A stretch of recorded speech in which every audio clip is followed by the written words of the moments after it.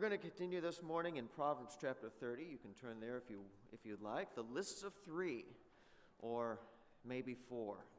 And that's what we started going through last week. It's a fun chapter, a lot of picture puzzles in this chapter, and that makes it fun for me to go through and decode and figure out what the author is trying to say there. I had a couple good comments last week afterwards, after the lesson, and I was thinking there are other places in the Bible that use lists of 3 or 4 or other quantities. If you don't have to turn there, but in Proverbs chapter 6, verses 16 through 19, we all know this passage. It says, "There are 6 things that the Lord hates, 7 that are an abomination to him," and then it goes ahead and lists those things. And it's kind of the same concept as in chapter 30. He says 6, but then 7 after that. And again, it makes you wonder why 6 and then 7, what's going on. We kind of speculated last week. Like I said, one person said it's a way to emphasize the last item in the list. I said, okay, maybe. I'm not so sure I buy that. Another one that I tend to lean more towards too, it says, this is not a definite, exhaustive list. There's not a specific number of things, but this is just a sampling. So there are 6, or actually maybe 7, or we could actually go on. The exact number is not important, but here are the types of things that God hates. And that's kind of what he does in chapter 30 as well. Is Bob Thayer? Okay. I got a text from Bob Thayer just a couple days ago. Was it yesterday or the day before? He said he was reading through Amos, and Amos also does the same type of things in chapter 1 and 2. And it's interesting how Amos does it. God is going through and pronouncing judgments on the nations surrounding Israel. And in chapter 1, verse 3, "For 3 transgressions of Damascus, and for 4, I will not revoke the punishment." And then he says, "Because they have threshed Gilead with the threshing sledges of iron, so I'll send a fire upon the house of Hazel, and it shall devour the strongholds of Ben-Hadad, and I'll break down the gate bars of Damascus, and cut off the inhabitants from the valley of Avon." And it talks about the judgments he's going to bring. But he says, "For the 3 transgressions, and even 4, I will pronounce the punishments." But he never even provides a list of 3 or 4. He lists one thing. So he says, I have a list of 3, maybe 4, but I'm only going to give you 1. And we think, is Amos mathematically challenged and cannot count to 4? Or is there something going on here? And again, I think it's the same thing that Agar was doing back in Proverbs chapter 30. He says that this is not an exhaustive list, it's just an example. But I could go on and on and on if I wanted to. But for space or whatever, I'm not going to list them all out. So for 3, or actually 4, but I'll only give you 1. But here's why God is bringing judgment upon these people. And he does that for nation after nation after nation throughout Amos chapter 1 and 2. So this is kind of a common format that we see in the Bible. Well, okay, maybe not super common. But this is not the only place that the Bible does these lists of 3 or 4 or 6 or 7 or 1. Lists are the Bible uses that periodically. So we talked last week about the first 6 verses of Proverbs, how it kind of sets the tone for the book, how he says, I'm weary, I'm worn out, I'm too stupid to be a man, I don't have understanding, I've not learned wisdom. And then in verse 4, he says, he turns his attention towards, obviously, God. Who has ascended to heaven and come down? Who's gathered the wind in his fist? Who's wrapped up the waters in a garment? Who's established the ends of the earth? What is his name? What's his son's name? And he focuses back on God. And he says, we as people are, or should be, very humble people. Because we aren't as smart as we think we are. We're not as intelligent. We're not as controlling. We're not as in charge as we'd like to believe that we are. God, on the other hand, is the one who has done all of these things. He controls the universe. He's in charge. He knows all these things. He's the one we should really be admiring. Verse 5, every word of God proves true. He's a shield to those who take refuge in him. Don't add to his words. Don't try to put words in God's mouth or add to what he says, or else he will rebuke you and you'll be found a liar. And then verses 7 through 14 contrasts Agar's philosophy and his viewpoint of humility and humbleness with the person who is not that way. He recognizes his own weakness in verses 7 through 9, where he says, make sure I don't go too far one way or the other, or else I will fall into the same trap too, of either denying God or profaning his name by disobeying his commands. Don't slander a servant to his master, people who curse their father and mother, those who are clean in their own eyes but really are dirty, or they're proud, they lift up their eyes, etc. And we said all these things have in common are people who think they are good enough to break the rules because they are more than they think they're more than they really are. And so I can treat people poorly, I can disregard what God says to me, I can do what I want because I'm in charge of my life, I know what's going on, and I'm in control. And I think we're supposed to contrast verses 1 through 6 with 7 through 14 and say, I see the two different types of people going on here, and we can compare the two. He then starts getting into the lists. He talks about the first list. Remember the first list? About the...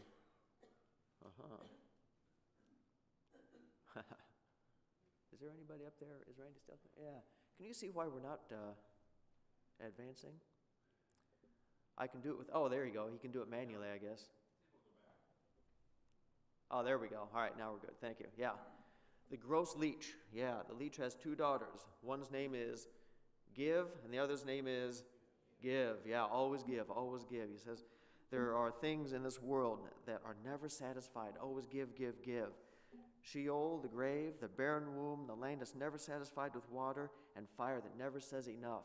And these are things that no matter how hard we try, we cannot satisfy, we cannot quench, we cannot bring ourselves to completion in any way. They will always be taken. We can kind of maintain a status quo. It talks about the land that's never satisfied with water. And these days, we have irrigation we can plug in and have sprinklers and stuff. But even with all that, if it's a hot summer, and we don't even live in the desert, and we don't even live on the sand. Well, I don't live on sand. I live on rock-hard clay. They'll hold water forever. But even so, on dry days, you water one day, and the next day it is dry all over again. You have to water it again. Next day you have to water it all over again. And never will that garden say, all right, you've been so diligent in watering me every day. From now on, I will not require any more water until fall comes and everything's dead anyway, and they don't care. But we can never satisfy, never reach that completion, kind of like in Ecclesiastes chapter 1. So we see how we can be humbled by our surroundings because we cannot conquer it the way that we would like to think that we can. The next list we talked about was this one in verses 18 through 20. 3 things are too wonderful for me, 4 that I don't understand. There are things in this world that are a mystery to me. I cannot quite wrap my mind around. He says, the way of an eagle in the sky, the way of a serpent on a rock, the way of a ship on the high seas, the way of a man with a maid or a virgin or young woman. He says there are things in this life that, as smart as we think we are, we just can't really understand. And again, with today's technology, looking back on Proverbs chapter 30, we are tempted to maybe get a little bit arrogant and say, aha, we have solved some of these mysteries. We know the secrets of flight now. And we can look up at the eagle or the airplane or the Boeing 737 or whatever it is. Which one was it that was just grounded because they had all those troubles? Boeing 737? 747? 37? I thought it was 37. Whatever. And we can look at all these planes that are engineering marvels and the birds that fly around. We say, aha, we know the secrets of flight now. We can do that. And to an extent, that's true. But first of all, we still shoot ourselves in the foot with technological problems. And second of all, for every mystery we solve, there are a zillion more that we unlock that we cannot explain. And so we could substitute any number of 3 or 4 or 7 or 6 or 12 or 500 mysteries into this list that we as humanity cannot solve. Things that are too wonderful for us. We just can't explain them. And so once again, we're humbled by our lack of understanding and lack of control. I had somebody comment to me last week that I skipped to verse 20. That was not intentional. I did not mean to do it. I was just so excited about my list, I kind of skipped over it by mistake. But it's interesting how he inserts this between the lists. And we talked a little bit about why is that there and what does that mean. Verse 20 says, this is the way of an adulteress. She eats and wipes her mouth and says, I have done no wrong. I haven't done anything wrong. And again, it's a picture of the adulteress, the wayward woman, whatever, that's presented throughout the book of Proverbs. But she does what she does, and she gets done and cleans herself off and metaphorically wipes her mouth and says, aha, yummy, I haven't done anything wrong. Why are you looking at me all weird? Don't look at me. I'm okay. Why does he insert this verse here after the previous list? I'm not entirely sure, but I have maybe a guess. The things in this list, they're too wonderful. The eagle in the sky, the serpent on the rock, the ship on the seas, and the way of a man with a young woman. These are presumably all honorable things. An eagle soaring through the sky, great, majestic, and awe-inspiring, and it's a wonderful thing. It's part of God's creation. Serpent on a rock. God made that thing to slither so fast without any arms or legs. And I think I said last week, if you were to put me in a straitjacket and lay me on a rock and expect me to get from one side to the other in a graceful manner, it would not happen. But somehow God made that snake to move along really well. A ship on a high sea is navigating, floating, negotiating the waves and the conditions and the winds and all that stuff. And the way of a man with a young woman, and there's dispute, disagreement in the commentaries. Is this what man, what woman? Is this a good thing, a bad thing? But all the other things in this list are very honorable and respectable. And so I'm going to assume this last one, this item number 4, is also honorable and respectable. Probably the wedding and the courtship, and they get married and the honeymoon and all this stuff. And he says, wow, this whole getting together, mating, courtship, marriage thing is just such an amazing design. I don't even understand how God could all put this together. But then he contrasts that with verse 20. And while the last part of chapter 19 is the way of the man with the young woman, the last one is the way of the adulteress with the guy. And she says, and contrast this with the last statement, this is the way of an adulteress. She eats, wipes her mouth, she consumes what she came to consume, and says, I've not done anything wrong. And I wonder if we're not supposed to contrast the corrupted version in verse 20 with the uncorrupted list that we see in the previous 2 verses. And just kind of, again, just like verses 1 through 6 and 7 through 14, we can see the disparity and the contrast between the two. Here's how it looks as it should be, and it's amazing, and it's too wonderful for me. It's too glorious for me to comprehend. And then he says, yeah, but some people abuse that, and they twist it and turn it. And here's how it looks on the dark side of it after sinful humanity gets a hold of it. He says, this is the adulteress, and here's what she looks like. And even after she does what she does and she's performed her corruption, she stands up and says, don't look at me, I haven't done anything wrong. Boy, that sounds familiar in our society, doesn't it? Boy, don't look at me, you can't tell me what to do. I'm not ashamed of anything. Just a picture, and that's how things look in life sometimes. The next passage we looked at, again, and I think this is where we ended up. We ended up with the Beverly Hillbillies.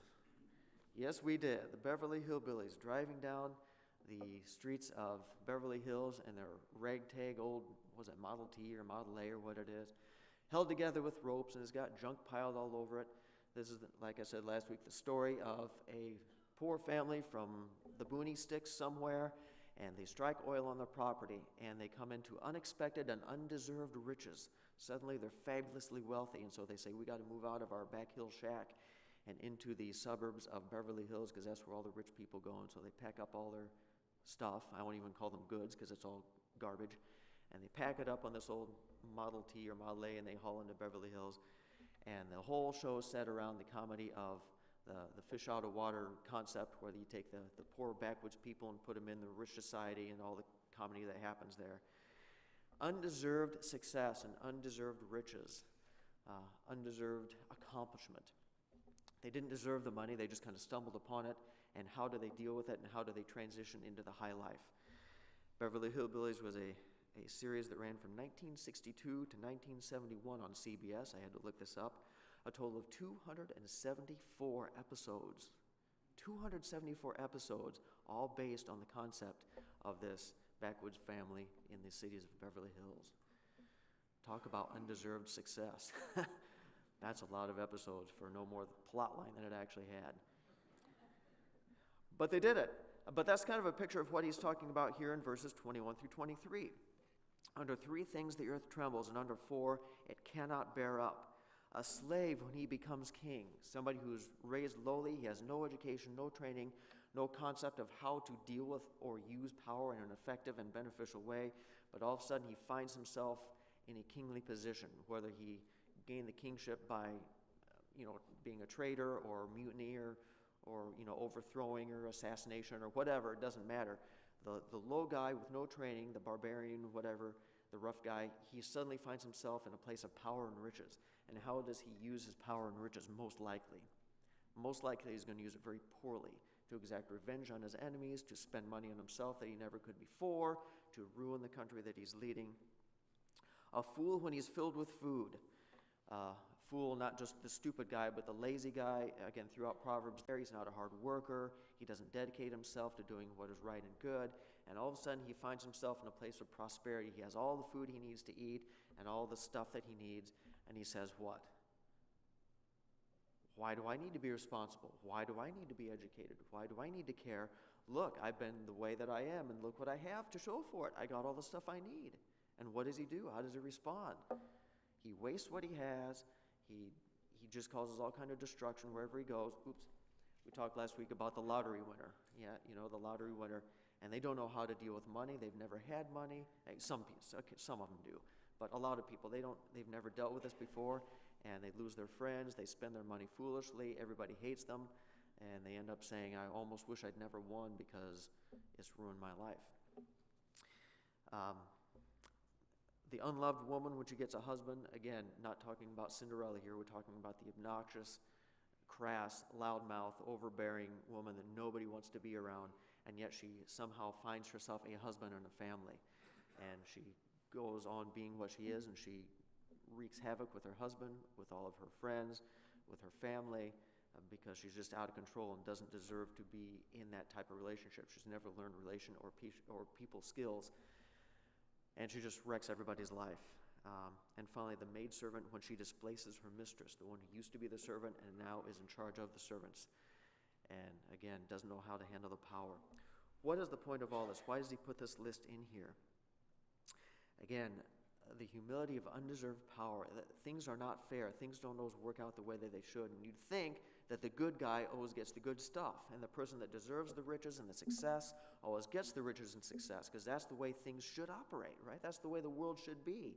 And yet sometimes things don't work out that way. Sometimes things are unfair, and you know what you can do about it? As an average Joe person sitting out here in the pews, you know what we can do about the unfairness, the unfairities of life? Again, I think I mentioned last week, the inexperienced kid at work who becomes the boss over everybody because he knows the owner or something like that, and he's got personal connections, and they don't deserve to be there whatsoever, and they don't know how to manage, and they don't know anything about the business, and yet there they are in a leadership position, and you know what you can do about it? You can do nothing about it. And it's kind of a humbling experience, isn't it? Especially if you've been underneath said boss who doesn't know what they're doing, and you've been there for 20 years, and you know the ins and outs of everything, and you got all the experience, and they put over you somebody who just got out of college a year ago and who has no qualifications other than they're related to the CEO. And it's a humbling experience. But you can't do anything about it because we don't have all the power. And again, once again, we feel just a little bit small. It's a humbling experience.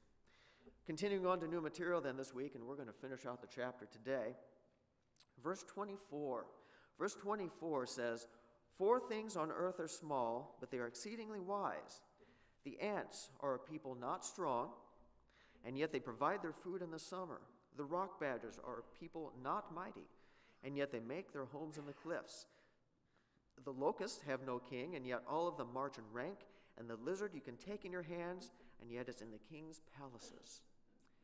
Once again, Edgar, the writing under inspiration of the Holy Spirit here, provides no interpretation why he put this list in here. We kind of have to put it together, but it's not super complicated, I don't think, especially when we understand the context of the chapter, which we have because we've studied it all the way through. Another observation here. All the other lists, if you look, they say this is a list of 3 things, but I actually have 4 things. Take a look at this list. He just says straight out 4. He doesn't say 3, but I could mention 4. Why? I have no idea. I have not a clue. I don't know if that's supposed to be significant. I don't know if that's an insignificant detail. I don't know if he's trying to say something by doing this one list different. I have no clue. If anybody out there has an idea, please enlighten me after, because this is the only list he does this with, and I don't know if he's trying to say something here or not. But if he is, it went completely over my head because I don't get it. So help me out if you know the answer to this. But here he goes. He says, 4 things on earth are very small, and yet they are exceedingly wise.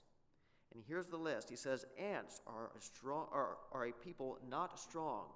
And again, he's not calling ants people or equating ants with humanity.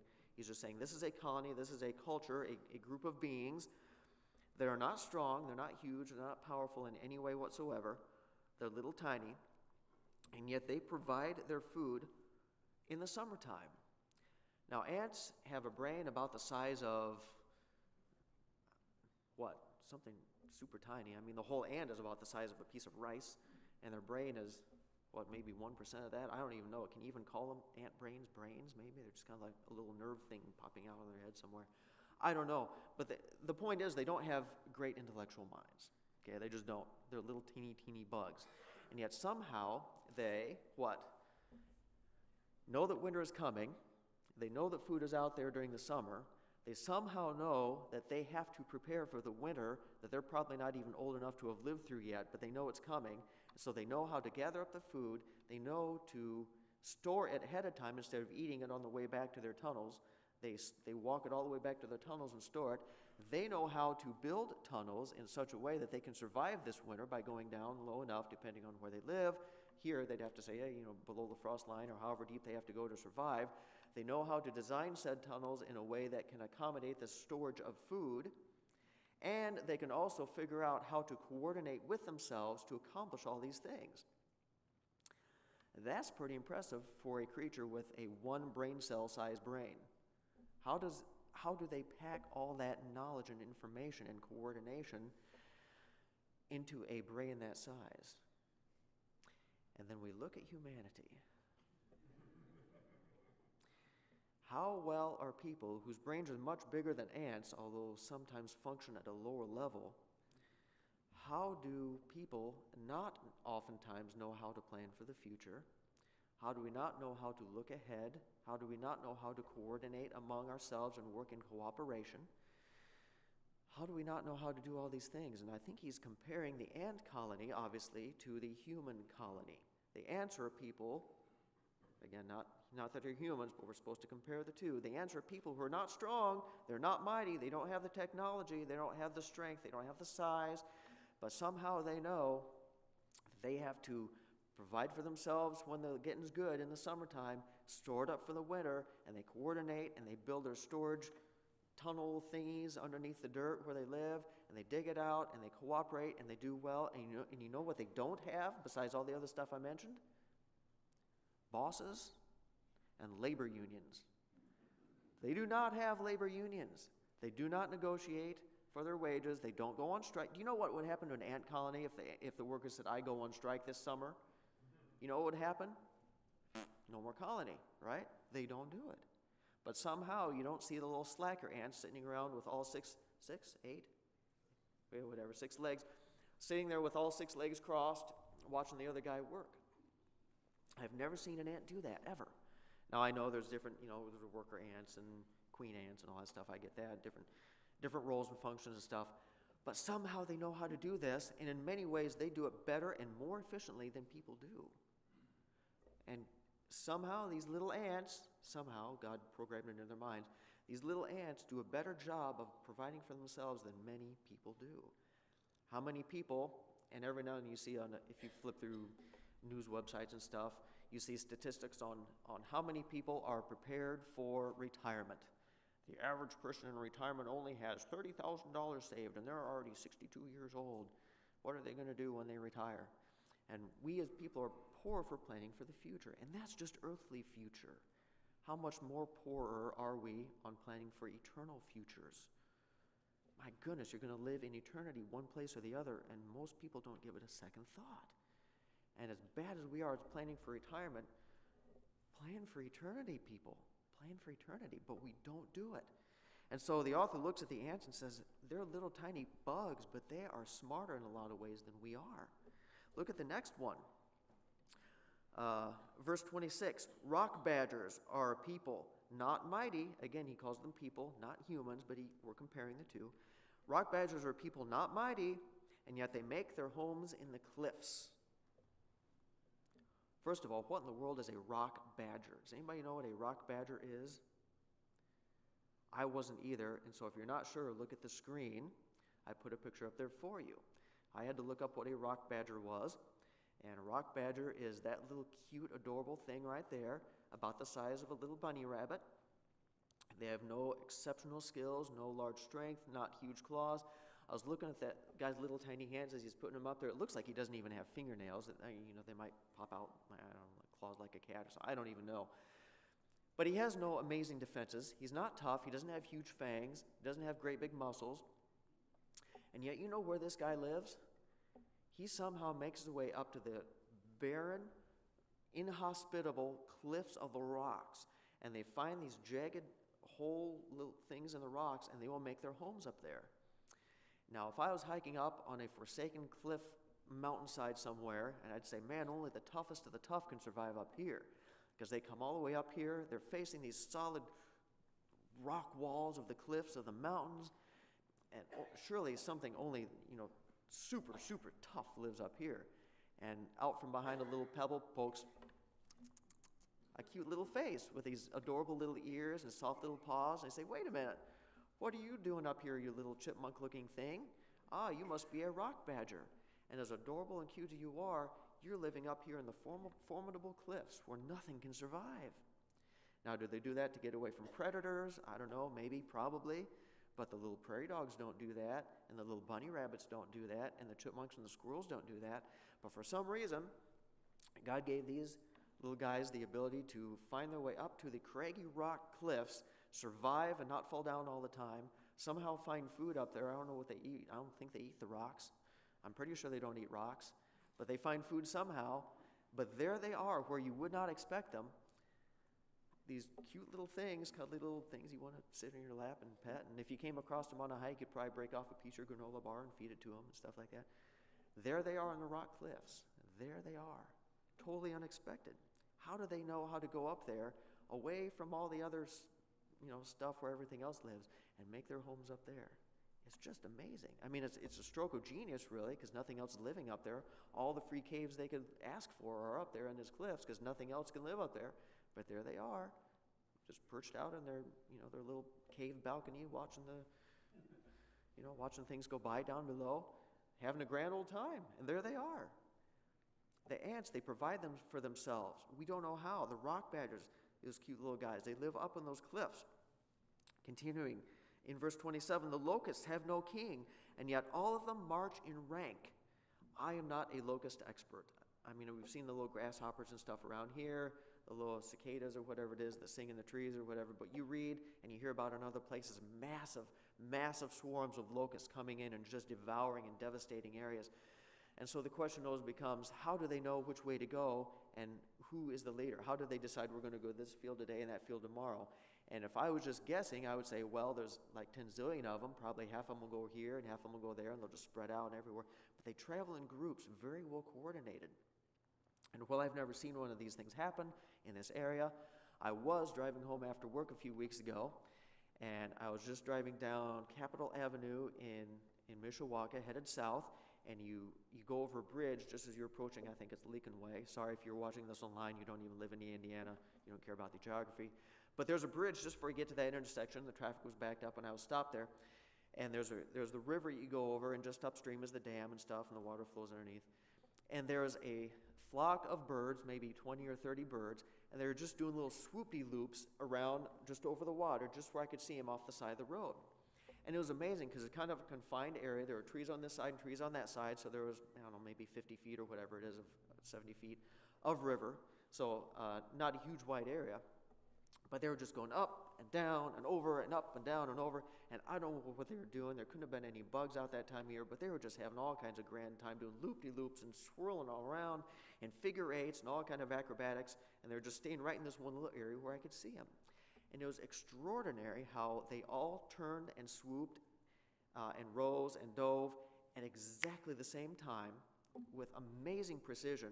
And I tried to look at the different birds to say, all right, which one is the leader that shows the others where to go? Because that one leader has to perform the action a little bit before the others so the other can see it and know which way to go and copycat him. And I couldn't see which one was the leader. I could not figure it out. How do those birds know how to choreograph their flight with split-second precision so they don't run into each other and they all go exactly the same way, both vertically and horizontally, all three axes, and they do it without running into each other or splitting off or splintering up the group? It's unbelievable. And I think that's what he's saying here. How do they coordinate? How do they do these things? And the answer is, I'm really not sure. And again, maybe if some science person in here can help me explain that after class, that'd be great. But how do they coordinate or communicate in that way and all know which way to go simultaneously with no leader, with no verbal communication, with no plan book ahead of time? I don't think these birds all sat down on the ground before and said, all right, boys, here's the game plan. We're going to go up and then left and then down and then down and then left and right. And they didn't choreograph this thing at all. There's no playbooks. But somehow they know how to do it. Verse 28, the lizard you can take in your hands, and yet it is in kings' palaces. Little geckos or chameleons or whatever it is. If you've been down to Florida ever, you can see these little things running all over the place. They're not fearsome. They're not super quick. They have no superpowers. If you're quick enough yourself, you can kind of reach out and grab them with your hand, which is what he says. Of all the things you wouldn't expect to be able to penetrate the high security fortress of a king's palace in their day, it'd probably be a lizard, because it can't barge in, it can't do anything. It's not super quick. It doesn't fly, nothing else. And yet those things get everywhere. They just get everywhere, and they'll get in people's houses down south and stuff, and they'll find lizards every now and then. There's a little, not gross ones. They're about that long. They're kind of cute, and they run around. And I've heard that if you grab them by the tail, they actually know how to just disconnect their tail and run away. Yeah, those things, which is, I guess that's kind of a cool power, and that'd be fun. But regardless, somehow these little guys, they can get anywhere and everywhere they want, and you can't stop them. You are powerless to stop them. Somehow they will find a way, kind of like mice up here in the Northern Territory, right? Nothing super special about them, but boy, we cannot keep them out of our house, and we have to set mouse traps every year all the time. Same idea. Somehow they find a way to penetrate. Another thing that people cannot conquer. You cannot stop mice from getting in or lizards from getting in. You just can't stop them. So he has these list of 4 things that are seemingly simple, seemingly small, seemingly insignificant, and yet they outmaneuver humanity every single time. And there's nothing we can do to stop it. And again, we feel small and kind of insignificant. Why can't we conquer these things? Last but not least, the last list of 3 here is in verse 29. 3 things are stately in their tread, 4 are stately in their stride. The lion, which is the mightiest among beasts and does not turn back before any, the strutting rooster, the he-goat, and a king whose army is with him. 3 things, or actually 4 things, that are stately in their stride. And I looked up stately. It doesn't mean like an arrogant, conceited boast. It says self-confidence from righteously doing good, or a proper confidence. In other words, they're not just full of themselves. I mean, they have deserved their status and position, and they are exhibiting that confidence. That's what it is. And he says, the lion, which is the mightiest among beasts, and doesn't turn back before anyone. And you see on the Nature Channel, the lion walking around, and he's not looking over his shoulder necessarily. He just, he knows that he's the boss, and he's not ashamed of it. Verse 31, the strutting rooster. I've not had a rooster, but I've heard of other people who have had chickens and or roosters, and roosters can be pretty mean, pretty territorial.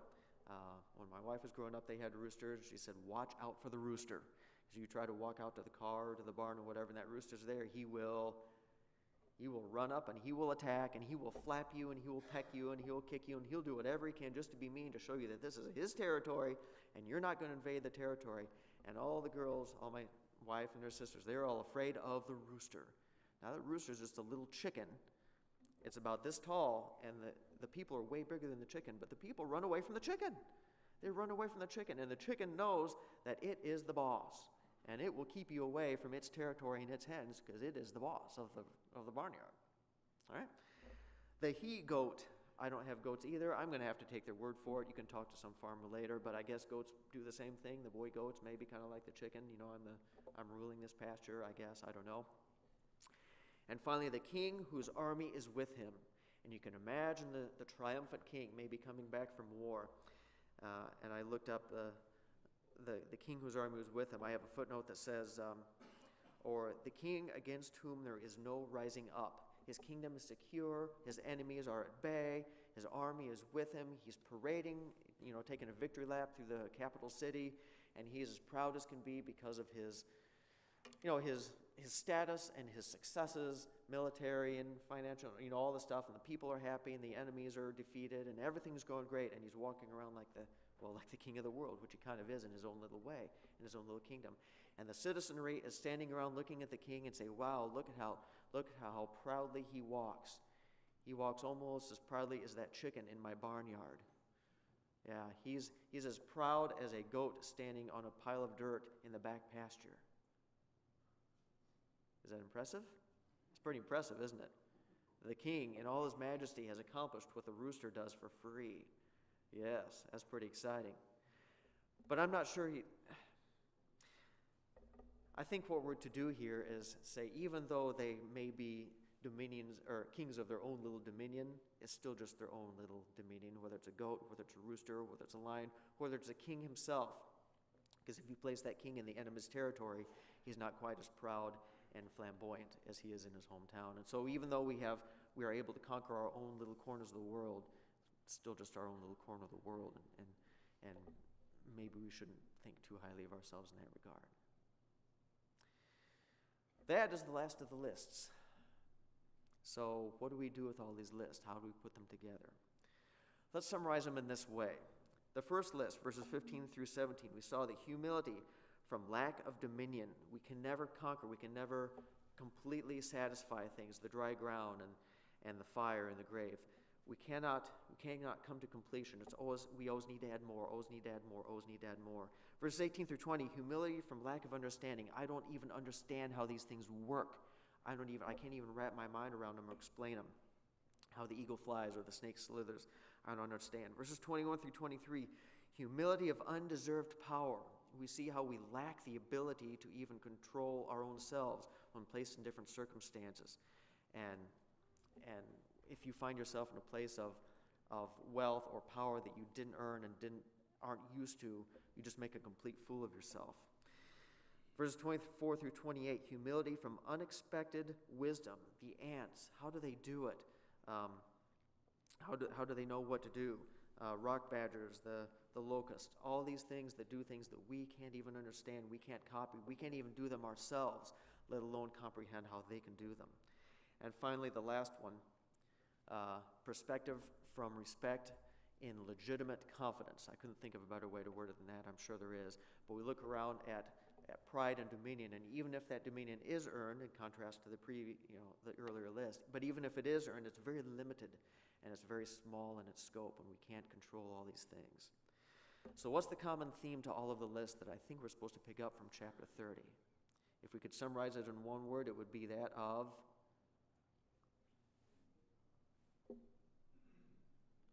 probably humility would be a good guess in my a little bit of humbleness. Maybe we're not as great as we think we are. Maybe we're not as great as we think we are.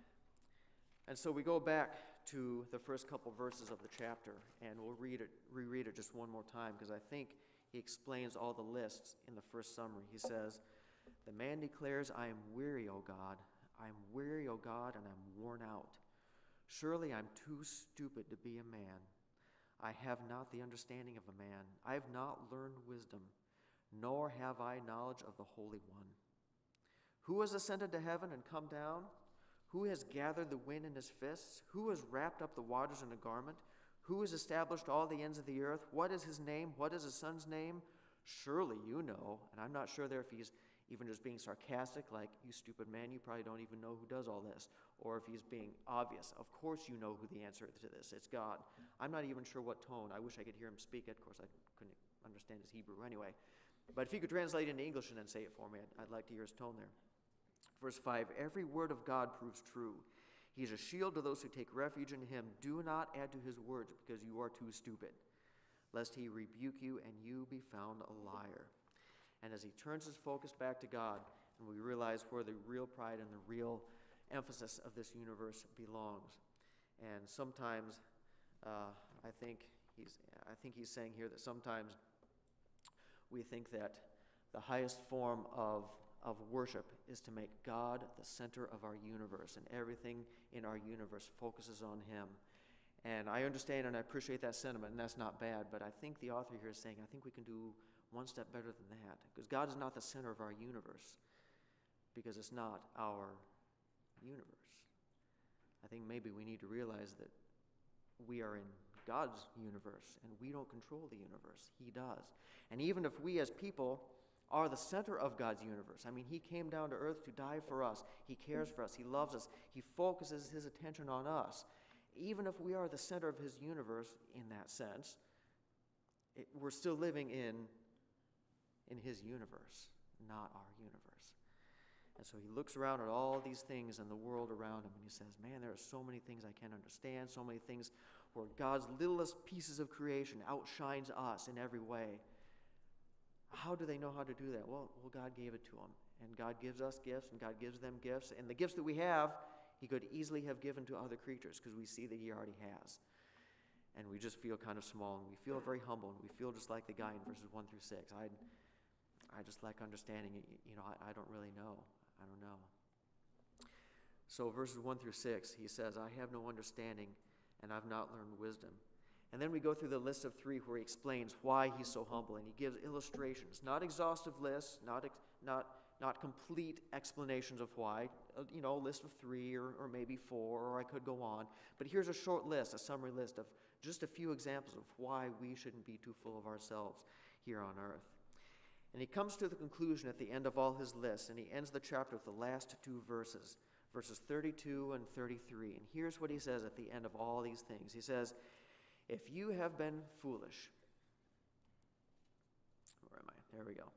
He says, if you have been foolish, exalting yourself, or if you have been devising evil, put your hand on your mouth. If you think you're just a little bit too big for, a little bit bigger than you should be, too big for your britches is what I think my grandma used to say. Not talking about ingesting too many Lucky Charms marshmallows, okay? She's talking about you just think you're a little bit bigger than you actually are. If you're too big for your britches, if you have been foolish and exalted yourself, or if you've been devising evil, I think I'm too good to follow God's rules. I'm like the guy in verses 7 through 14, and I can do what I want, and I can treat people how I want, and I can disregard God if I want to. If you're that guy, he says, put your hand on your mouth. Just be quiet and listen for a while, because you're not as impressive as what you think you are. Verse 33, for pressing milk produces curds, pressing the nose produces blood, and pressing anger produces strife. I had to ponder this one for a while too, and I'm still not sure I get exactly where he's going with this verse. But anger, he's talking about emotional nostril flaring. Isn't that weird? I have a reference Bible, so I looked up the word anger, and it said having to do with the breathing and basically the nose. I thought, wait a minute, am I in the wrong word here? Because anger and nose don't get together in my mind. So I looked at the numbers, and yeah, that's right. Continued on, it says, it's kind of a picturesque thing where people get angry, and their nostrils flare, and their nose crinkles up. I'm angry. And their nose gets all distorted and bigger. I guess, that's the picture he's using. That's where the word comes from. And that's why they translate it anger. And pressing anger, the angry nose, the emotional reaction response, not an intellectual wisdom-based response, just an emotional knee-jerk, I'm angry response. Pressing that and drawing from that produces strife. Strife meaning disagreement and litigation, constant quarreling and constant unhappiness, lack of productivity. Pressing milk makes curds, pushing the nose produces blood, and pressing the angry nose, the anger, produces strife. And if you're just the angry, I'm full of myself, things aren't working the way that I want to in my control, and I'm going to set things right because I'm the man and I'm the person, and I'm going to make things right for me, well, then you're the person from verses 7 through 14. And it's time for you to, in verse 32, it's time for you to do what? Just kind of put your hand over your mouth and think about things for a while, because you're not as big as you think you are. That's the list of 3. What do you think about the list of 3? I thought that was a really fun study, really fun chapter to go through. And it makes you feel a little bit smaller at the same time. All right, let's pray and we'll dismiss. Dear God, we thank you this morning. We can finish out this chapter. What amazing amounts of wisdom you gave to Agar here, and you put it in chapter 30 of the book of Proverbs for us to read and reevaluate. Kind of similar to Ecclesiastes in some ways, and it puts us in our place as people. You gave us the gifts that we have and the abilities that we have, And when we think we're something amazing, we look at the little teeny creatures that you also made, who you also gave, in some cases, superior gifts to. And we realize that you're the gift giver of all. And you're the one that's in control of the world, and we need to put our hands over our mouths and listen to you, like you said in verses 5 and 6. We can't add to what you say. We can't take away from what you say. Our best job is to listen to what you have to say and put it into practice in our own lives. Thank you for this wonderful and fun reminder. In Jesus' name I pray, amen.